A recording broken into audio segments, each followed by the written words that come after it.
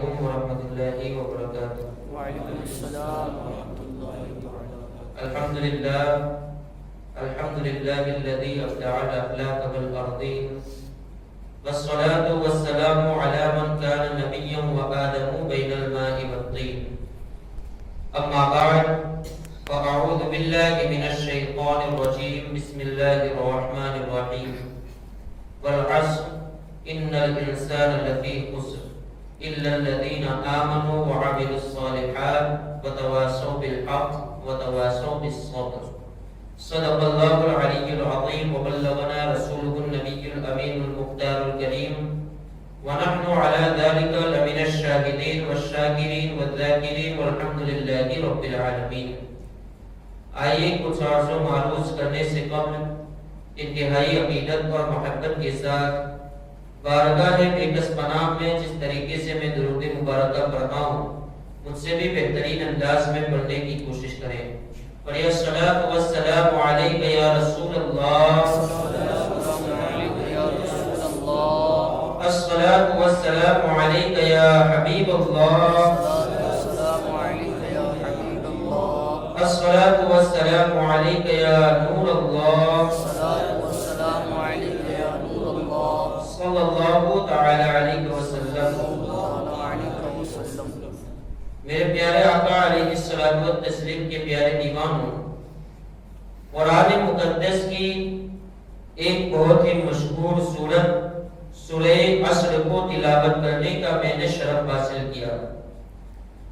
اس سورت کے متعلق امام شافعی رضی اللہ تعالی عنہ فرماتے ہیں کہ اگر اللہ رب العزت انسانوں کی ہدایت کے لیے سارے قرآن کو نازل نہ فرماتا بلکہ صرف اور صرف اسی سورت کو نازل فرما دیتا تو انسانوں کی ہدایت کے لیے یہی ایک سورت کافی ہو جاتی۔ سبحان اللہ۔ عزیزان کرام وقار، غور کریں کہ آخر ایسی صورت کے اندر وہ کون سی باتیں بتائی گئی ہیں کہ جس کی وجہ سے اپنے وقت کا امام یہ کہہ رہا ہے کہ انسانوں کی ہدایت کے لیے، انسانوں کی رہنمائی کے لیے صرف یہی ایک صورت کافی ہے۔ یعنی انسان اگر ہدایت پانا چاہے تو اسی ایک صورت پر غور کر لے، وہ ہدایت یافتہ ہو جائے گا۔ اب دیکھیں صورت میں وہ کیا بتایا گیا ہے، والعصر، زمانے کی قسم۔ اب یہاں پر اس بات کو یاد رکھیں کہ اللہ رب العزت کی یہ عادت شریفہ ہے کہ جب بھی وہ کسی اہم چیز کی طرف اپنے بندوں کی رہنمائی فرماتا ہے، جب بھی کوئی وزندار بات اپنے بندوں کو وہ بتاتا ہے تو اس سے پہلے وہ قسم کو یاد فرما لیا کرتا ہے تاکہ قسم بیان کر کے بندے سمجھ لے کہ یہ جو بات آگے بیان ہو رہی ہے وہ بات کوئی عام بات نہیں ہے بلکہ بہت ہی اہمیت کی حامل بات ہے۔ اس لیے یہاں پر اللہ رب العزت نے زمانے کی قسم یاد فرمائی۔ اب آپ دیکھیے کہ یہاں پر زمانے سے مراد کون سا زمانہ ہے۔ مفسرین نے یہاں پر، کچھ مفسرین نے کہا کہ موجودہ جو زمانہ چل رہا ہے یہاں پر زمانے سے مراد یہ زمانہ ہے۔ بعض مفسرین نے کہا کہ یہاں پر اس کا مضاف محذوف ہے، یعنی زمانے کے رب کی قسم۔ اور بعض لوگوں نے کہا کہ یہاں پر حضور کے زمانے سے پہلے والے زمانے کو یاد کیا گیا ہے، یعنی حضور کے جو پہلے جو زمانہ تھا اس زمانے کی قسم۔ لیکن میں قربان بریلی کے تاجدار پر جب انہوں نے یہاں پر ترجمہ کیا تو کیا ترجمہ کیا؟ زمانے محبوب کی قسم۔ یہاں پر قسم یاد فرمائی کہ اللہ رب العزت نے زمانے کی، تو یہاں پر کوئی عام زمانہ مراد نہیں ہے بلکہ سرکار علیہ السلام کا زمانہ مراد ہے۔ اس لیے کہ اللہ رب العزت کی عادت ہے کہ جب بھی وہ قسم یاد فرماتا ہے تو وہ عظیم چیزوں کی قسم یاد فرماتا ہے۔ دیکھیے جہاں پر مکہ کی قسم کھائی، جہاں پر مکہ کی قسم یاد فرمائی تو وہاں پر اللہ رب العزت نے کیا فرمایا؟ وَأَنْتَ حِلٌّ بِهَذَا الْبَلَدِ، اے محبوب ہم اس مکہ کی قسم اس لیے یاد فرما رکھے گے، اس لیے کہ تم مکہ کے اندر جلوہ گر ہو، اس لیے ہم اس شہر کی قسم یاد فرما رکھے گے۔ تو پتا چلا کہ جو زمانہ جس شہر کے اندر محبوب علیہ السلام جلوہ گر ہو، اللہ رب العزت اس شہر کی قسم یاد فرماتا ہے، تو ظاہر سی بات ہے کہ جب زمانے کی قسم یاد فرمائی تو یہاں پر زمانے محبوب کی مراد ہوگا، اس لیے کہ وہ سب سے بہتر زمانہ ہے، وہ سب سے عظیم زمانہ ہے۔ تو اللہ رب العزت نے یہاں پر زمانے محبوب کی قسم یاد فرمائی، والعصر، زمانے کی قسم، ان الانسان لفی خسر، بے شک انسان گھاٹے میں گئے، بے شک انسان نقصان میں گئے، بے شک انسان خسارے کے اندر گئے۔ اب آپ اس بات پر غور کریں کہ آج انسان فضاؤں کے اندر اڑ رہا ہے، آج انسان کے پاس رہنے کے لیے کئی آرام دہ چیزیں ہیں، آج انسان کو سفر کرنے کے لیے بہترین سواریوں کا انتظام ہے، اس کے باوجود بھی قرآن کہہ رہا ہے ان الانسان لفی خسر، بے شک انسان نقصان میں ہے، بے شک انسان پیچھے ہو رہا ہے، بے شک انسان گھاٹے میں گئے۔ عزیزان گرامی وقار، آپ غور تو کریں آخر قرآن یہ کیوں کہہ رہا ہے؟ تو آپ دیکھیں، میں نے جب اس آیت کے حوالے سے کچھ تفاسیر کا مطالعہ کیا تو اس میں نے تفسیر اشرفی کا بھی مطالعہ کیا، وہاں پر شیخ الاسلام نے بڑی پیاری بات لکھی ہے، اس بات کو اپنے دل کے اندر جگہ دینے کی کوشش کریں۔ کہتے ہیں کہ جب انسان کا آپ جائزہ لیں گے تو آپ کو پتا چلے گا کہ اللہ رب العزت نے انسان کے اندر دو صفتیں رکھی ہیں، ہر انسان کے اندر دو چیزیں ہوتی ہیں، ایک ہے انسانیت اور دوسری ہے حیوانیت، یعنی دوسرے حیوان اور جانور جو کام کرتے ہیں وہ جانور انسان بھی وہ کام انسان بھی کرتا ہوا نظر آتا ہے، جیسے جانور سوتا ہے اسی طریقے سے انسان بھی سوتا ہے، جانور کھاتا ہے اسی طریقے سے انسان بھی کھاتا ہے، جانور چلتا ہے اسی طریقے سے انسان بھی چلتا ہے۔ تو الغرض بہت سی بلکہ کئی ایسی عادتیں ہیں کہ جو جانور کرتا ہے وہی انسان بھی کرتا ہے۔ تو آپ دیکھیے کہ جانور کے جو کام ہے وہ انسان کرتا ہے، اس کو کہتے ہیں انسان کے اندر پائی جانے والی حیوانیت، اور دوسری ہے انسان کے اندر انسانیت، یعنی وہ کام جو صرف انسان ہی کر سکتا ہے، انسان کے علاوہ جانور نہیں کر سکتا۔ اب انسان نے جو ترقی کی ہے، اس بات کو غور سے سنیں، انسان نے جو ترقی کی ہے وہ حیوانیت کے اندر جو ترقی کی ہے، لیکن انسان نے انسانیت کے اندر ترقی نہیں کی ہے۔ آپ دیکھیں، پہلے سے جانور گئے اور پہلے سے انسان گئے، جانور بھی سوتا تھا، انسان بھی سوتا تھا، لیکن جانور سونے میں اپنی ہی جگہ پر رہا، انسان ترقی کرتا گیا، انسان نے اپنے لیے گھر بنایا، اس کے بعد انسان نے اپنے لیے بستر بنایا، پھر اس کے بعد انسان نے اپنے لیے نرم بستر کا اہتمام کیا۔ اسی طریقے سے جانور بھی پہلے چلتا تھا، انسان بھی چلتا تھا، اب انسان نے آسانی کے لیے پہلے جانور کو اپنی سواری بنایا، پھر انسان ترقی کرتا گیا، ترقی کرتے کرتے انسان نے اپنے لیے بہترین سواریوں کا استعمال کر لیا۔ اب انسان کئی میلوں کا سفر، کئی مہینوں کا سفر کئی چند گھنٹوں کے اندر سب طے کر سکتا ہے۔ اسی طریقے سے جانور جو ہے وہ بالکل چلتا تھا، سوتا تھا، کھاتا تھا، انسان بھی چلتا، سوتا اور کھاتا تھا، لیکن انسان ترقی کرتا گیا، جانور اسی طرح رہا جیسے پہلے تھا، جانور پہلے سے جیسے کھاتا تھا آج بھی ویسے ہی کھا رہا ہے، جانور پہلے سے جیسے سوتا تھا آج بھی ویسے ہی سو رہا ہے۔ اسی طرح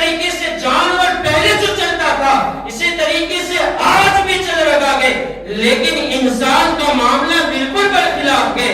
انسان ہر معاملے کے اندر حیوانیت کا جو معاملہ تھا اس میں ترقی کرتا گیا.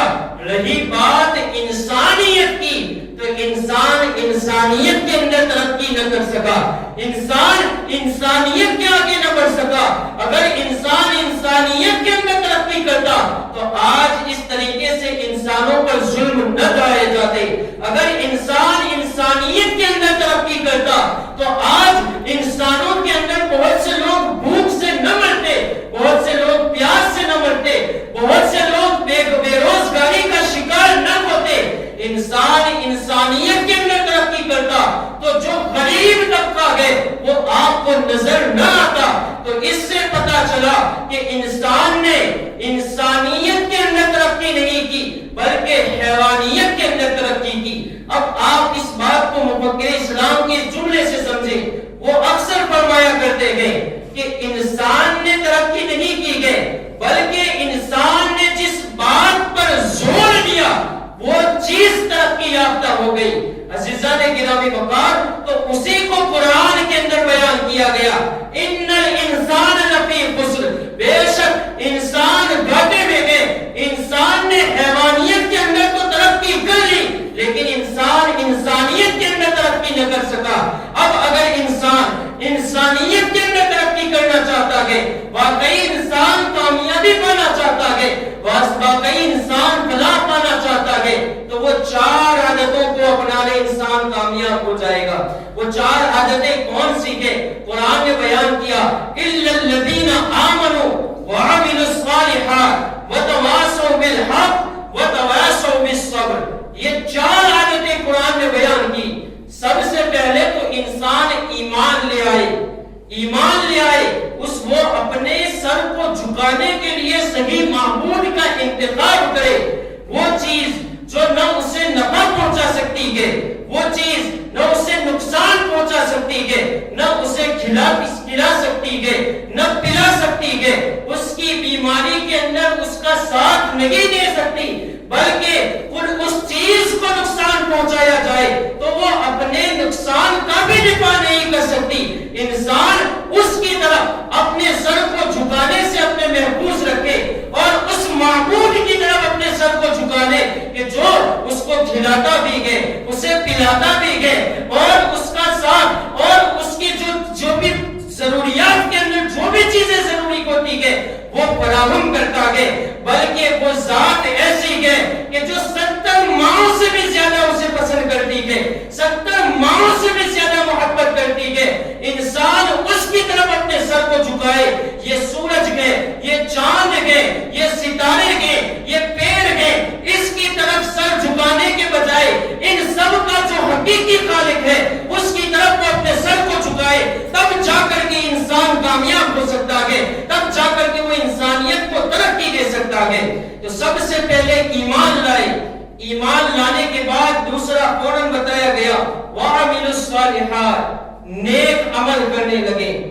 عزیزان گرامی وقار, ویسے تو نماز, روزہ, حج اور زکات یہ سارے نیک اعمال ہیں, لیکن ہمارے اندر یہ فکر پائی جاتی ہے کہ جو صرف نماز پڑھتا ہے وہی نیک عمل کرتا ہے.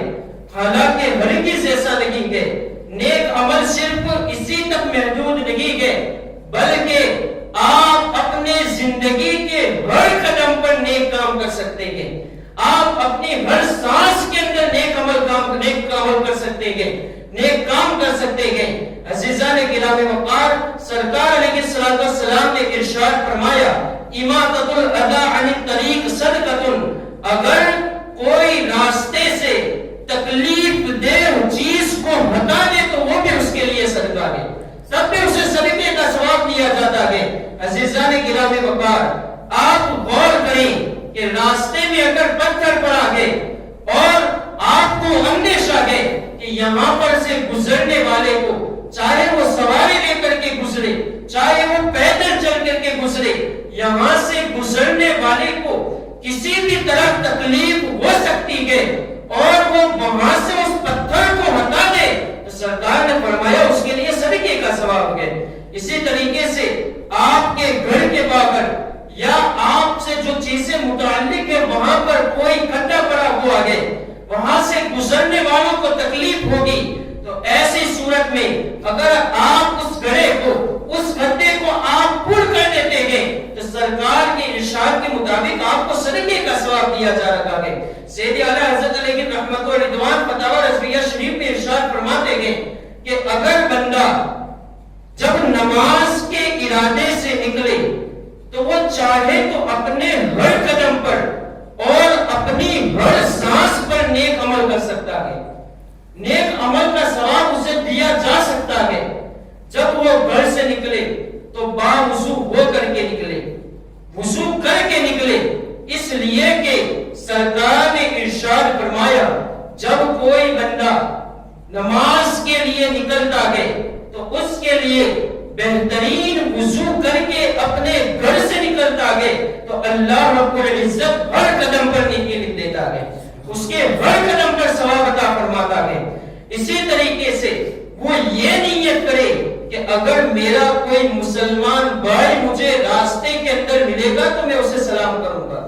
اسی طریقے سے یہ نیت کرے کہ اگر کوئی بیمار شخص مجھے راستے میں ملے گا تو میں اس کی عیادت کروں گا۔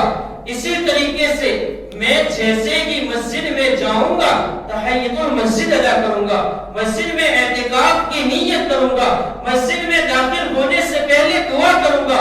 اگر وہ اس طریقے کی نیتیں کر کے نکلے تو سرکار نے ارشاد فرمایا ہے انما الاعمال بالنیات، بے شک اعمال کا دار و مدار نیتوں پر ہے۔ بندہ جیسی جیسی نیت کرتا جاتا ہے اللہ رب العزت اس کو ایسا ثواب عطا فرمایا کرتا ہے۔ سرکار نے ارشاد فرمایا ان تعبد اللہ کأنک تراہ فإن لم تکن تراہ فإنہ یراک، جب تم کوئی بھی عبادت کرو تو اس بات کا خیال رکھو، یہ بات اپنے دل کے اندر بٹھا لو کہ تم اللہ رب العزت کو دیکھ رہے ہو۔ اگر تم اس طریقے سے عبادت کرتے ہو تو یہ عبادت کا سب سے اونچا درجہ ہے، لیکن اگر تمہارے ذہن میں یہ بھی نہیں آتا ہے کہ تم اللہ رب العزت کو دیکھ رہے ہو تو کم سے کم یہی سوچ لو کہ وہ اللہ تمہیں دیکھ رہا ہے۔ اپنے ہر عبادت کے اندر اس نیت کو دل میں بٹھا لے تو یقیناً وہ عبادت درجے کمال تک پہنچی ہوئی ہوتی ہے۔ سید اعلیٰ حضرت فرماتے ہیں تو اگر کوئی بندہ ان ساری نیتوں کو اپنے دل کے اندر رکھ کر کے مسجد کے اندر نماز پڑھنے کے لیے حاضر ہو تو ان ساری نیتوں کے عوض اللہ رب العزت اس کو ہر سانس کے بدلے میں نیکی عطا فرماتا ہے۔ تو عزیزان گرامی وقار یہ نہ سوچیں کہ صرف نماز، روزہ، حج اور زکوٰۃ یہی صرف نیک عمل ہے۔ سونے سے پہلے رات میں اگر اس نیت کے ساتھ سوئے کہ مجھے فجر میں اٹھنا ہے تو ساری رات اس کی عبادت کرنے کا ثواب لکھ دیا جاتا ہے۔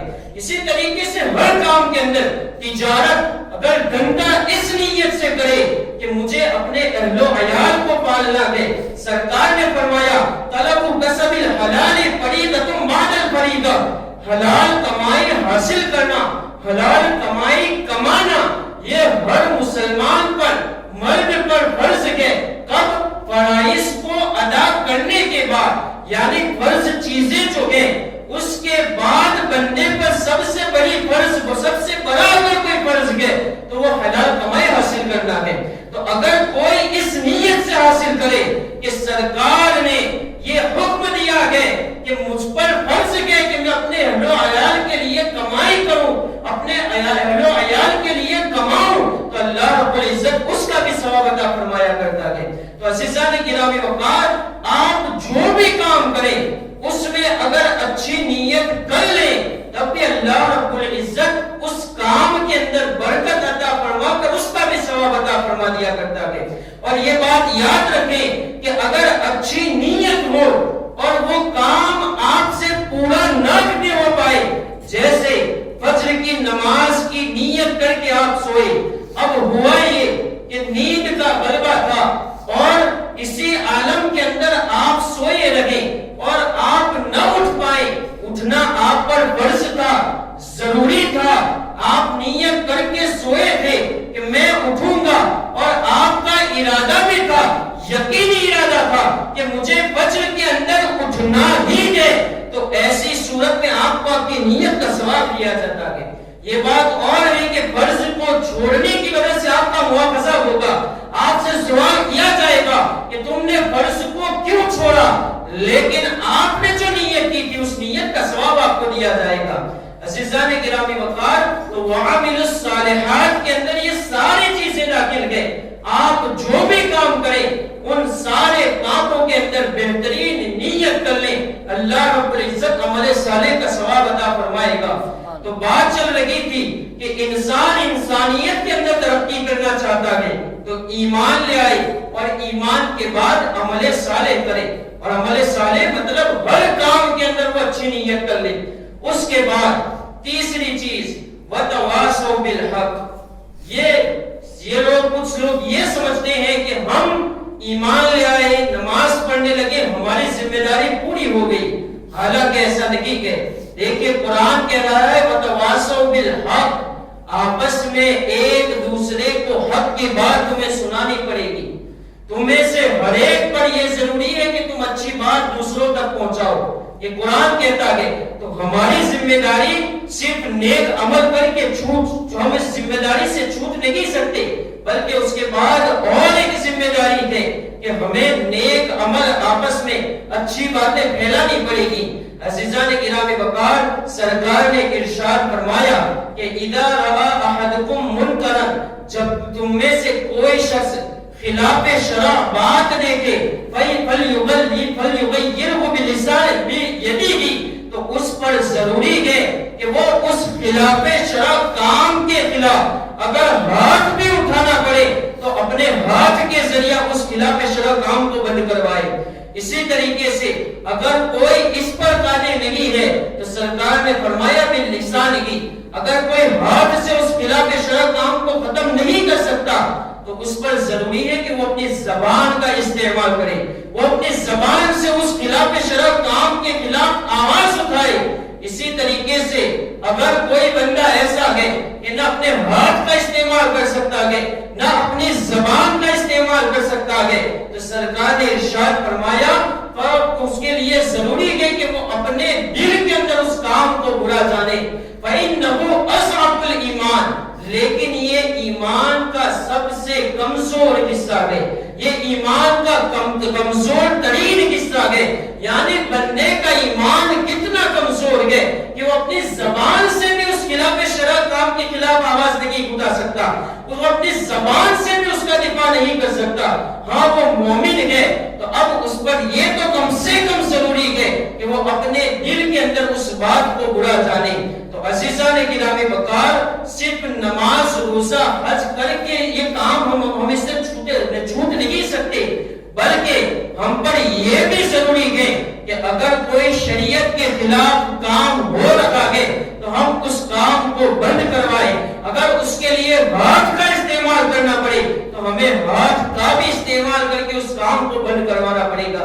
عزیزان گرامی وقار، اس حدیث کے تحت محدثین نے یہ لکھا کہ یہاں پر جو بتایا گیا ہے کہ ہاتھ کا استعمال کرنا پڑے تو وہ کرے، تو اس سے مراد یہ ہے کہ اگر وہ ذمہ دار شخص ہے اور اس کے ماتحت کوئی خلاف شرع کام ہو رہا ہے، اس کی ذمہ داری کے اندر خلاف شرع کام ہو رہا ہے، تو ایسی صورت میں وہ ذمہ دار اپنے ہاتھ کے ذریعہ بھی اس کام کو بند کروائے۔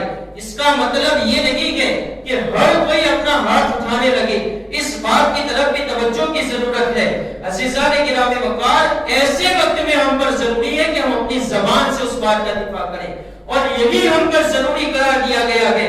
ہاتھ کا استعمال ذمہ دار کے لیے ہے، اب ذمہ دار کو جیسی جیسی ذمہ داری ہوتی ہے اس اعتبار سے وہ اپنا ہاتھ اٹھا لیا کرے۔